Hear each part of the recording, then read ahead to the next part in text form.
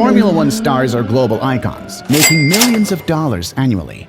But the sport's future stars are often going broke chasing the dream. F1 star Lewis Hamilton got moved to Ferrari for 2025 season and made a spectacular salary deal. Wonder how much he'd be earning? Around $60 million per year. And with bonuses and additional earnings, he can reach up to a total of $80 to $100 million annually. On the other hand, F2 and F3 stars just make a couple of million per year. A huge difference. And even some of the drivers have to pay just to get in the season. But why? Let's find out the truth behind this harsh reality of racing. Formula One is not only a sport, it's a global business empire. With more than 1.5 million TV viewers, huge sponsorship deals, and team budgets crossing the nearly $300 million mark, Formula One generates a massive revenue, and its stars are paid accordingly. Formula One teams such as Ferrari, Red Bull, and Mercedes have massive budgets ranging from $140 million to $300 million plus. Their drivers' salaries are just a small percentage of it. F1 drivers are the major brand assets. Being a star F1 driver can bring in sponsors, fans, and merchandise revenue. In 2019, Red Bull spent $445 million, Ferrari spent $463 million, and Mercedes invested approximately $484 million. The wealthiest midfield team after the top teams is Renault, who spent $272 million a year in 2020. Even when the team's investment got limited due to the budget cap announced in 2021, the stars' salaries were still high as the teams were offering massive contracts to these superstar drivers. In 2021, the budget cap was set around $145 million per team. In 2022, the budget cap was reduced to $140 million, and in 2023, it was further decreased to $135 million. According to the 2025 contracts list, Max Verstappen is signed by Red Bull for $65 million, Lewis Hamilton by Ferrari for $60 million, Charles Leclerc by Ferrari for $34 million, Fernando Alonso by Aston Martin for $20 million, and George Russell by Mercedes for $15 million. And you know what? These are just salaries without any bonuses. Yeah, even after such a handsome number of salaries, these stars receive performance-based bonuses also. These bonuses are usually associated with race wins, championship points, or reaching targets set by the team. Bonuses encourage drivers to continuously provide excellent work because they can significantly boost their overall income depending on how well they perform. In 2018, one such case was reported when Max Verstappen, the future world champion, was given a bonus of $25,000 per point in the Drivers' Championship. In 2012, Kimi Räikkönen made a surprise comeback to F1 when he joined the Lotus team. Lotus then offered Kimi a huge bonus of €50,000 per point. The team principal did not expect the performance Kimi would give. Kimi finished third in the Drivers' Championship in year one with an incredible 207 points after scoring 0 points in the 2 seasons prior. His bonus alone was worth an incredible €19.5 million when he earned 183 points in his second year. But you know what? It's not just the racetracks where drivers can make money. Brand deals, investments, merchandise, and corporate appearances can all benefit. Fan followings and personal brands have made these stars more attractive to sponsors. In this way, they can earn more money through endorsement deals and merchandise sales. And so, sponsorship and endorsement deals have become another income source for Formula One drivers. These high-profile athletes are celebrities. They collaborate with brands to promote their products and services. And what do they get in return? Hefty payments.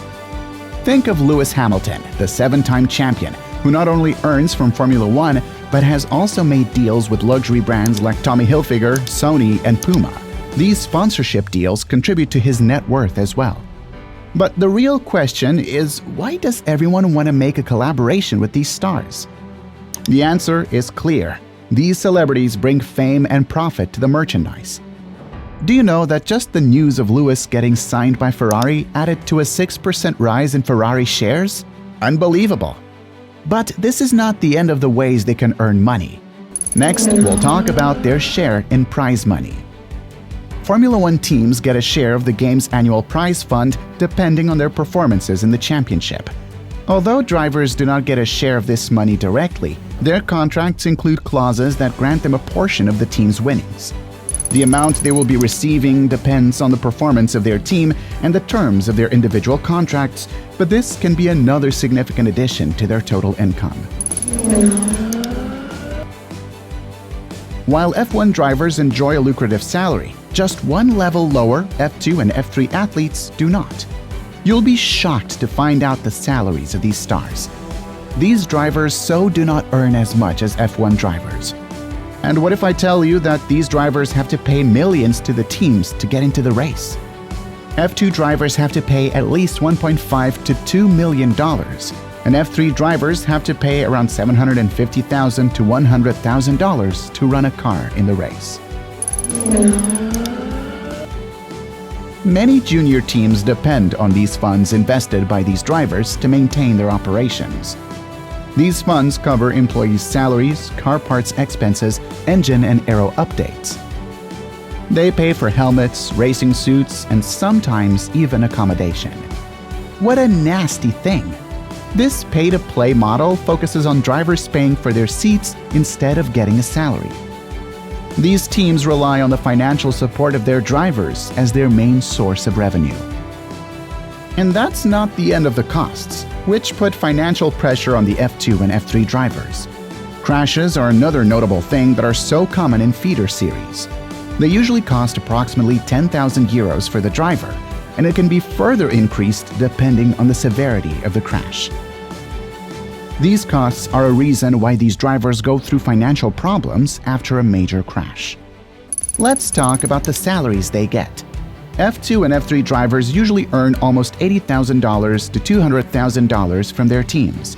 These drivers have sponsors who support them financially at this level in their careers.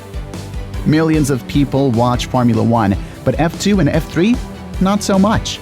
Compared to Formula One, F2 and F3 races usually draw fewer spectators and receive less media attention.